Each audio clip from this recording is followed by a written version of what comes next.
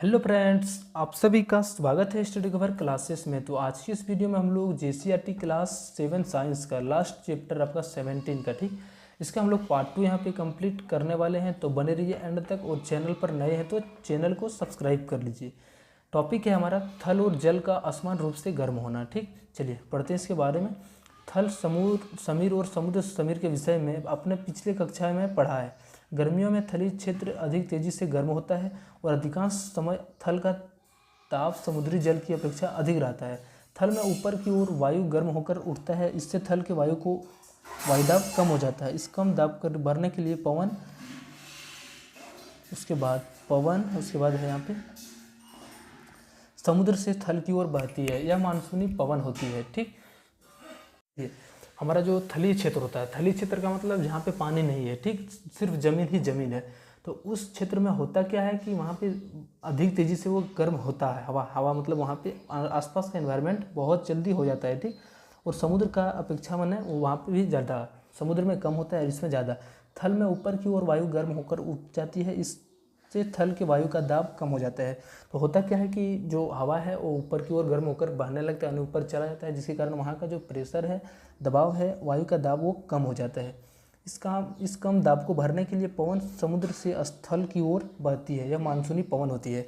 तो ये जो पाव है, ये जो दाब को मतलब ज़्यादा, मतलब दाब जो है सो कम हो जाता है। इस दाब को ही घटाने यानी घट गया है तो उसको बढ़ाने के लिए जो पवन है वो क्या करता है, मानसूनी पवन कहलाता है यही जो। ठीक, चलिए इसके बारे में यहाँ पे पढ़ते हैं कि मानसूनी शब्द का उत्पत्ति अरबी शब्द मौसम से हुई है, जिसका अर्थ है ऋतु। मानसून को हम लोग कहाँ से जान सकते हैं, तो ये ऋतु के नाम से भी जाना जाता है। ठीक, जैसे हम लोग बहुत सारा वर्षा ऋतु हो गया, गर्मी ऋतु, सर्दी ऋतु, ऐसे करके ये मौसम वाइज ये मानसून होता है। तो हम लोगों का कैसे यहाँ पे चेंज होता है उसी के बारे में दिया हुआ है। ठीक, तो 17.5 हमारा ये फिगर है कि राजस्थान के मरुस्थलीय में समान तापन से ग्रीष्मकाल में दक्षिण पश्चिम दिशा से मानसून निर्मित होता है, तथा साथ ही मानसूनी पवन हिंद महासागर से काफ़ी जलवाष्प भी लाता है। तो ये क्या होता है, देखिए यहाँ से मानसूनी पवन इधर से इधर की ओर जा रहा है। ठीक, और यहाँ पे होता है, यहाँ पे ये थलीय क्षेत्र है तो इसमें होगा कि वायुदाब जो है सो कम जाएगा, और वायुदाब जब कम जाएगा तो यहाँ से जो नज़दीकी इसका मतलब नज़दीक में जो इसका हिंद महासागर है, वो यहाँ पे जो समुद्र है यही वायुदाब को ये भरने का काम करता है। ठीक, चलिए नेक्स्ट है हमारा शीतकाल में थल और जल के असमान तापन के कारण उत्तर पश्चिम के अपेक्षाकृत ठंडे स्थानों से शीत पवन अपने साथ जलवाष्प लाती है, जिसके कारण इस समय वर्षा कम होती है। और यही अगर यदि शीतकाल में यानी ठंडा के दिनों में जो जल का असमान तापन के कारण, यानी इसमें क्या होता है, अलग अलग जगह पर अलग अलग तरीके से पानी का उतना मतलब एक निश्चित तौर पर नहीं हो पाता है। ठीक, तो इस कारण वहाँ पे उस समय बहुत कम वर्षा होती है। नेक्स्ट है कि सर्दियों में पवन के बहाव की दिशा विपरीत हो जाती है। और होता क्या है कि सर्दियों में जो है सो पवन के बहाव जो हमारा इधर से साइड आ रहा था तो इसका उल्टा यानी इधर से उधर जाने लगता है, अर्थात यह जल से समुद्र की ओर बहती है, यानी थल से क्या होता है, समुद्र की ओर बहने लगती है, जिसके कारण हमें ठंडा लगती है। नेक्स्ट है समुद्र से आने वाली गर्म मानसून हवाएं अपने साथ जलवाष्प लाती है, जिससे वर्षा कहते हैं। यानी क्या होता है कि जो समुद्र से मानसून हवाएं होता है वो जलवाष्प के रूप में ऊपर चला जाता है, और वही जब बरस जाता है तो उसी को हम लोग वर्षा भी बोलते हैं। ठीक, वर्षा हमें आनंद का अनुभव कराते हैं। हमारे देश में विशेषकर झारखंड में किसान अपनी फसल के लिए प्रमुख रूप से वर्षा पर निर्भर करते हैं। हमारा जो झारखंड है वो कहाँ से पानी को प्राप्त करता है, जो मोस्टली यानी अधिकतम होता है वो यही वर्षा से होता है। परंतु वर्षा सदैव सुखदायी नहीं होता है, कभी कभी वर्षा अनेक समस्याओं को भी जन्म देता है। तो वर्षा जो है सो एक तो हवा भी हम लोगों के लिए बहुत इंपॉर्टेंट भी है, और जब वो बड़ा रूप ले लेता है तो हम लोगों के लिए खराब है। ठीक, वैसे ही पानी भी है यानी जल भी है। ठीक, वर्षा जिसको बोलते हैं। चलिए कुछ प्राकृतिक घटनाएं ऐसी परिस्थितियों को जन्म देती है जिनसे कभी कभी आपदाएं आती है। ये आपदाएं मनुष्यों, जंतुओं एवं पौधे के लिए संकटों पैदा कर देता है। ठीक, कुछ कुछ ऐसा होता है घटना जिससे हम लोगों को प्रभावित कर देता है बहुत ज़्यादा। चलिए तड़ित झांझा, थंडर स्टॉर्म जिसको बोला जाता है, तड़ित झांझा गर्जन के साथ भारी वर्षा भारत जैसे गर्म आर्द्र उष्णकटिबंधीय क्षेत्रों में अक्सर विकसित होते रहते हैं। पृथ्वी की करीब की हवा गर्म होकर ऊपर की ओर उठती है, जिससे वहाँ कम दबाव वाला क्षेत्र बन जाता है। जिससे जैसे यह गर्म ऊपर की ओर जाती है, या धीरे धीरे ठंडी और भारी होती जाती है। इसके फलस्वरूप हवा का दबाव ऊपर की ओर अधिक नीचे के कम होने लगता है, फलस्वरूप यह हवा पुनः नीचे की ओर आने लगता है। यदि इस हवा में जलवाष्प की पर्याप्त मात्रा रहती है तो कम ताप होने के कारण यह जमने लगता है और नीचे गिरने लगता है, परंतु गिरती हुई जल की बूंदें और तीव्र वेग से ऊपर उड़ती हुई हवा की परस्पर क्रिया से बिजली तड़ित यानी कौंधती है, जिससे ध्वनि उत्पन्न होती है। इसी घटना को हम तड़ित झंझावात कहते हैं। देखिए क्या होता है कि बहुत तरह मैंने जब पानी पड़ता है तो ये क्या होता है कि सबसे पहले जो गर्म हवा है वो ऊपर की ओर चला जाता है और जो ठंडा हवा है वो उसके यहाँ पे आके भर जाता है, ठीक। तो इससे होता क्या कि दबाव ऊपर अधिक और नीचे और कम होने लगा, जो प्रेशर उस वातावरण का था वो कभी कम कभी ज़्यादा होने लगता है। उसके बाद फलस्वरूप हवा पुनः नीचे की ओर होने लगता है, यानी वो जो हवा है वो नीचे तरफ आता है। यदि इस हवा में जलवाष्प की मात्रा रहती है तो कम ताप होने के कारण यह जमने लगता है। तो होता क्या है कि जो हवा में है जलवाष्प की मात्रा, जो हवा में साथ साथ पानी की जो बूंद है हवा में, मतलब बहुत छोटे छोटे, ठीक। तो जहाँ पे कम टेम्परेचर होता है तो वहाँ पे क्या होता है, धीरे धीरे वो जमने लगता है, वो एक बर्फ़ के रूप में जगह ले लेती है और नीचे गिरने लगता है। और ये क्या करता है, नीचे गिरने लगता है। गिरती हुई जल की बूंदें और तीव्र वेग से ऊपर उठती हुई हवा की परस्पर क्रिया से बिजली, यानी होता क्या है कि वो जो जल है वो कभी जो ठंडा हो गया वो धीरे धीरे नीचे की ओर तरफ आएगा, और जो मतलब तीव्र वेग से ऊपर उठती हवा, और जो हवा जो ऊपर जा रहा है वो क्या होता है, तेज रूप से गर्म होकर ऊपर की ओर जा रहा है। ऊपर की ओर जाएगा तो ये क्या करेगा, तो ये दोनों जो क्रिया होता है इसी में टकरा करके जो है सो तड़ित उत्पन्न होता है। चलिए नेक्स्ट है, अब तड़ित झंझावात के बारे में उच्च कक्षाओं में विस्तार से पढ़ेंगे। चलिए अगर यदि इस तरीके से, अगर जिसको हम लोग वज्र बोलते हैं, ठीक, अगर यदि कहीं पे भी इस तरीके से हम लोगों के वज्र की घटना होता है तो वहाँ से हमें क्या क्या करनी चाहिए। किसी खाली स्थान या जंगल में किसी बड़े पेड़ के नीचे नहीं रुकना चाहिए, यानी इसका जो मैक्सिमम जो गिरता है वो जहाँ पे ज़्यादा बड़ा पेड़ होता है सबसे पहले उसी के ऊपर जाके गिर जाता है। तो वहाँ पे हमें इन सब दिनों में, वर्षा के दिनों में हम लोगों को नहीं रहना चाहिए। उसके बाद खाली ज़मीन पर नहीं लेटना चाहिए, यानी जहाँ पे खाली ज़मीन है वहाँ पे हम लोगों को रहना ही नहीं चाहिए। धातु की ठंडी डंडी वाले छत्ती का प्रयोग नहीं करना चाहिए, जो हम लोगों का छाता होता है, ठीक, तो उसमें डंडा का जो होता है वो धातु का बना होता है, तो वो हमारा नहीं होना चाहिए। खुली खिड़की के पास नहीं रहना चाहिए, और जहाँ पे खुली खिड़की है उसके भी वहाँ पे भी हम लोगों को नहीं रहना है, ठीक। चलिए, और नेक्स्ट है कि धातु की बनी चीज़ों के समीप नहीं रहना चाहिए। जो भी हमारा कोई धातु से बना हुआ चीज़ है तो वहाँ पे हम लोगों को नहीं रहना है। यदि संभव हो तो घर के अंदर सारे दरवाजे और खिड़कियाँ को बंद कर देना चाहिए। और घर में है तो हम लोग क्या क्या करना चाहिए कि सारा जितना भी रखा हुआ है हमारा खिड़की उड़की लगा देना चाहिए। शीशे की खिड़कियाँ और दरवाजे के ऊपर पर्दे डाल देना चाहिए। उसके बाद है, ताकि शीशों को टूटने की स्थिति में शीशे के टुकड़े कमरे में बिखर न जाए, यानी उसके शीशा का जो बना हुआ रहता है तो उसमें हम लोग यहाँ पे पर्दा रखा देंगे।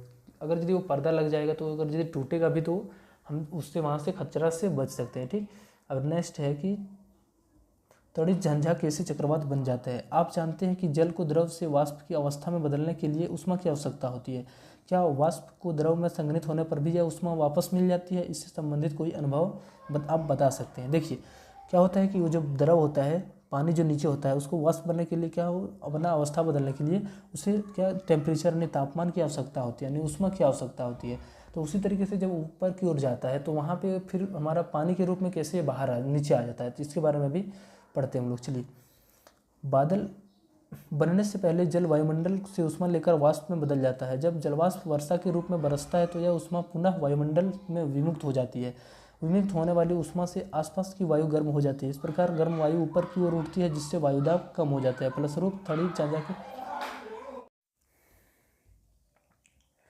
उसके बाद से है कि इस श्रृंखला का अंत बहुत ही निम्न दाब के एक ऐसे तंत्र के निर्माण के साथ होता है जिसके चारों ओर उच्च वेग की आयु की अनेक परतें कुंडली के रूप में घूमती रहती है। मौसम की स्थिति को हम चक्रवात कहते हैं। तो आप लोग देखे होंगे कहीं पे भी, मतलब कोई भी अगर वहाँ पे कचड़ा उचड़ा है वो जो ऊपर इस तरीके से घूमते घूमते चला जाता है, ठीक, तो वहाँ पे क्या वायु जो है सो चारों तरफ इस तरह घूमते रहता है, तो उसी को जो बोलते हैं हम लोग चक्रवात बोलते हैं, ठीक। ये हमारा छोटा हो गया, जब ये उड़ता है तो बड़ा, जब उड़ता है तो उसी को हम लोग चक्रवात बोलते हैं। ये बड़ा जो बहुत ही घातक साबित होता है। चलिए पढ़ते हैं इसके बारे में। वायु वेग और वायु दिशा चक्रवात के तापमान और आर्द्रता में वृद्धि करने वाली कुछ कारक है। इसकी बनावट कैसी होती है, इसकी संरचना, ठीक।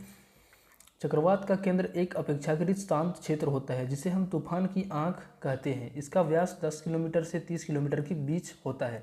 इस क्षेत्र में बादल प्रायः नहीं के बराबर होते हैं तथा पवन की गति भी अत्यंत कम होती है। इस क्षेत्र के बाहर करीब 150 किलोमीटर तक की दूरी के क्षेत्र में गहरे बादल होते हैं, जिसके कारण भारी बारिश होती है। इस क्षेत्र में पवन की गति 150 किलोमीटर प्रति घंटा से लेकर 250 किलोमीटर प्रति घंटा तक होती है। इस क्षेत्र में हम जैसे जैसे दूर जाते हैं पवन की गति क्रमशः घटती जाती है। यह विशाल चक्रवात हवा की ऐसी विध्वंसकारी घटना है जो अत्यधिक तीव्र गति से चक्रवात के केंद्र के चारों ओर घूमता है। चलिए इस बात को समझते हैं। देखिए, चक्रवात का जो केंद्र होता है ये बहुत शांत का क्षेत्र होता है, ठीक। इसको कभी कभी तूफान की हम लोग आँख भी कहते हैं। और जो इसका व्यास होता है, यानी इस तरीके से लेकर जो मतलब यहाँ से लेकर घूमता है, ठीक। इसका जो दूरी है वो कितना जगह तक छापता है, तो ये 10 किलोमीटर से लेकर 30 किलोमीटर तक की इस तरीके से दूरी छापता है। इस क्षेत्र में बादल प्रायः नहीं के बराबर हो, जहाँ पे भी ये उठता है वहाँ पे बादल नहीं होता है, ठीक। और इस क्षेत्र में जो है सो हवा क्या होता है, बहुत काफ़ी तेज़ से स्पीड से चलती भी है, हवा भी चलती है, ठीक। और उसके बाद यहाँ पे कि हम जैसे क्षेत्र से दूर जाते हैं, जैसे हमारा एरिया है कि यहाँ पे चक्रवात उठ रहा है, इससे हम जैसे दूर जाएंगे तो हमारा जो पवन की गति है, यानी इसका जो हवा की गति है, इसके हम लोग बगल अगल जाएंगे तो वहाँ पे क्या होगा, हवा की गति यहाँ की अपेक्षा कम होगा। ऐसे एक विशाल चक्रवात की ऐसी ध्वंसकारी है, घातक है, जो अत्यधिक तीव्र गति से चक्रवात के केंद्रों के चारों ओर घूमती रहती है। और ये क्या करता है, अपने आप में स्थिर घूमते रहता है। चलिए यहाँ पे फिगर दिया हुआ है, ठीक। ये कुछ इस तरीके से होता है। यहाँ पे धारा प्रवाह, इधर से पानी जा रहा है, इधर से चक्रवात करने की दिशा, ठीक। और ये घूमते रहता है ऐसे ऐसे करके पूरा। इसकी जो हाइट होती है वो कितनी होती है, तो 10 किलोमीटर से लेकर 15 किलोमीटर। आप देख सकते हैं कि कितना ये बड़ा होता है, ठीक। एक चक्रवात की उत्पत्ति कई कारणों पर निर्भर करती है, जिसमें पवन की गति, इसकी दिशा, वातावरण का ताप तथा वायुमंडल में उपस्थित नमी की मात्रा प्रमुख है। एक चक्रवात के विभिन्न हिस्सों को चित्र में 18 पॉइंट जो में दर्शाया गया है, ठीक। अलग अलग ये भी चक्रवात भी संरचना होता है। ये आपका जो है सो यहाँ पे अलग अलग टाइप से ये यहाँ पे दर्शाया गया है। उसके बाद चक्रवातों के द्वारा होने वाला विनाश, क्या क्या हम लोगों को क्षति होता है। चक्रवात काफ़ी विनाशकारी हो सकते हैं। तेज पवन समुद्र के जल के तटों की ओर धकेलती है, चाहे चक्रवात तट से सैकड़ों किलोमीटर दूर हो। यह चक्रवात के आने की पूर्व संकेत होता है। नेक्स्ट है कि चक्रवात के नेत्र में निम्न दाब के कारण उसके केंद्र में जल सतह उच्च स्तर तक उड़ जाता है। उड़ता हुआ जल 3 से 12 मीटर की ऊंचाई तक उठ सकता है। आगे चित्र में, और जो जब चक्रवात उठता है, अगर यदि कहीं पे चक्रवात उड़ते उड़ते आपका जो है सो कहीं पे चला जाए, जैसे कि पानी के क्षेत्र में, ठीक, तो वहाँ पे क्या होता है, पानी को भी वो खींचने लगता है, ऊपर ले जाने लगता है। ऐसा लगता है कि मानो जल की दीवार तट की ओर बढ़ती जा रही है, और जो जल का दीवार होता है वो लगता है कि वो अपने किनारे की तरफ बढ़ती आ रही है। इसके परिणाम स्वरूप समुद्र का पानी कम ऊंचाई पर स्थित तटीय क्षेत्रों में प्रवेश कर जाती है, जिससे जीवन और संपत्ति की गंभीर हानि होता है। और ये कम ऊंचाई पर स्थित तटीय क्षेत्रों में प्रवेश कर जाता है। वो जो पानी होता है जहाँ पे कम, मतलब जहाँ पे गड्ढा टाइप का होता है या फिर उसके लेवल का होता है, वहाँ पे जाके ये पानी जहाँ तहाँ जाके फैलने लगती है, ठीक। या पानी मिट्टी की उर्वरा शक्ति को भी कम कर देता है। और ये जो पानी होता है ये खेतों के लिए ठीक नहीं होता है, ठीक।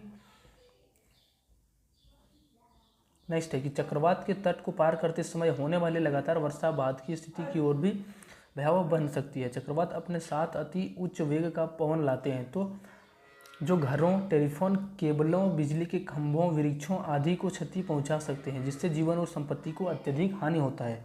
यानी बहुत सारा प्रॉब्लम हो जाता है जब चक्रवात आता है किसी क्षेत्र में। देखिए यहाँ पे क्या हो रहा है कि चक्रवात के कारण कभी कभी जो है सो जल भी धीरे धीरे, देखिए यहाँ पे लहर टाइप से ऊपर भी चला जाता है। उसके बाद है कि अधिकांश टॉर्नेडो कमज़ोर होता है, परंतु कोई विनाशकारी टॉर्नेडो लगभग 300 किलोमीटर प्रति घंटा के वेग से गति कर सकता है। टॉर्नेडो चक्रवातों के भीतर भी बन सकते हैं।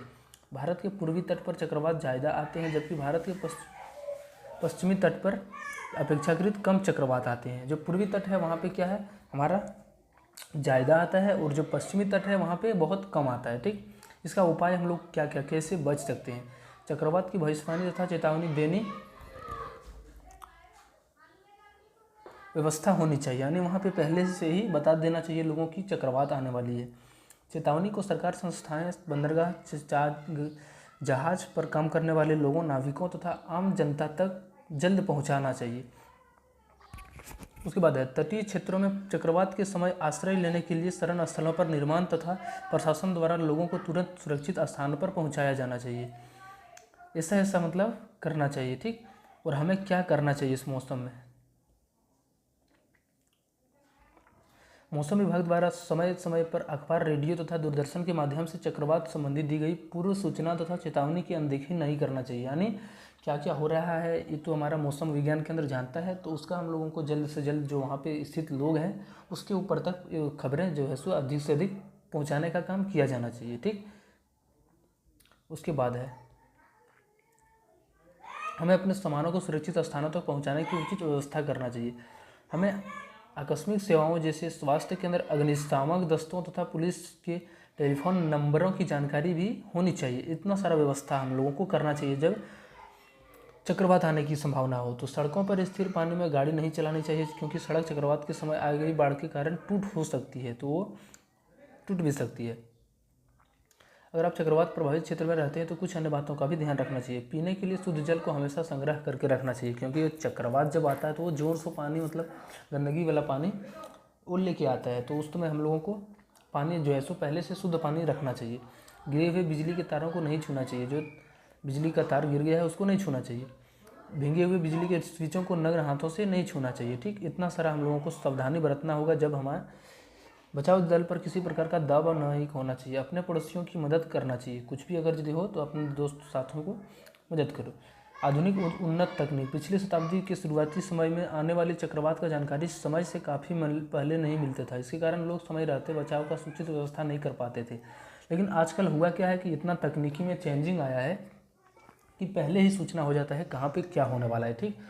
सिर्फ एक भूकंप का ही नहीं पता, नहीं तो इससे सारा लगभग वैज्ञानिक ने मौसम कब कैसे चेंज होने वाला है ये सब हम लोग सैटेलाइट के द्वारा अपने अंतर के द्वारा पता कर लेते हैं, ठीक। चलिए ये चैप्टर आपका यही था टोटल।